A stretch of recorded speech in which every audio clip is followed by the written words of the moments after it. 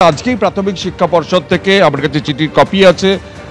সেই চিঠি পাঠানো হয়েছে সমস্ত জেলা বিদ্যালয় শিক্ষা সংসদকে এবং সেখানকার চেয়ারম্যানকে, এবং সেখানে বলা হয়েছে আগামী 15 দিনের মধ্যে কোন টিচার, তার ডেট অফ বার্থ কত, তার জয়নিং এর ডেট কবে, তারপরে employee ID, date of birth থেকে জয়নিং এর ডেট, তার রিটায়ারমেন্টের ডেট এবং তার কি কোয়ালিফিকেশন আছে 15 দিনের মধ্যে সেটা জানাতে হবে। এই তড়িঘড়ি করে রাজ্যের প্রায় 1.5 লাখ টিচার আছে প্রাইমারির, এই ইনফরমেশন নেওয়ার কারণ কি? সেখানে চিঠিতে উল্লেখ করা হয়েছে যে সুপ্রিম কোর্টের একটা নির্দেশ, এবং সেই নির্দেশ কার্যকর করার তাগিদ থেকেই তারা এই নির্দেশ পাঠাচ্ছে। অর্থাৎ কোন টিচারের কি কোয়ালিফিকেশন আছে, তার টেট আছে কিনা সেটা জানার জন্য 15 দিনের মধ্যে সেই রিপোর্ট পাঠাতে হবে।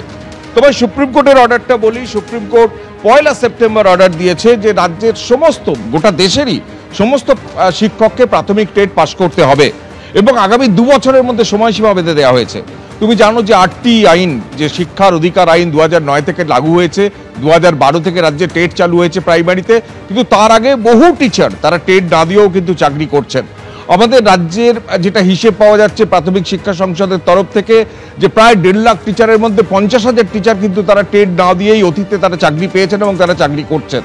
সুপ্রিম কোর্ট স্পষ্ট করে দিয়েছে যে এটা মহারাষ্ট্র সরকারের একটা মামলার পরিপ্রেক্ষিতে সুপ্রিম কোর্ট এটা স্পষ্ট করে দিয়েছে যে যাদের চাকরি 5 বছরের কম বাকি রয়েছে তাদের টেট এই পাস করার দরকার নেই। যদি ইনক্রিমেন্ট বা পদোন্নতি তারা চান তাহলে তাদের এই টেট পাস করতেই হবে, কিন্তু বাকি যাদের আছেন টিচার তাদের প্রত্যেককে টেট পাস করতেই হবে, এবং কেউ যদি টেট না পাস করে তাহলে তাকে চাকরি ছাড়তে হবে, এমনও সেই অর্ডারে সিদ্ধান্ত জানানো হয়েছে।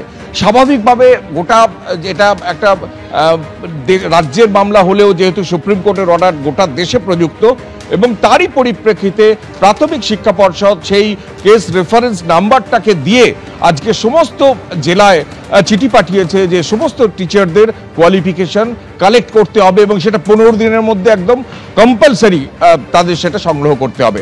এখন প্রশ্ন উঠছে যে টেট নিয়ে এত গন্ডগোল, চাকরি হচ্ছে না, কারো রেজাল্ট বেরোচ্ছে না, কারো নিয়োগ পর্ব এখনো পর্যন্ত মানে সম্পন্ন হয়নি, তার জন্য রাস্তায় নামছেন চাকরি প্রার্থীরা।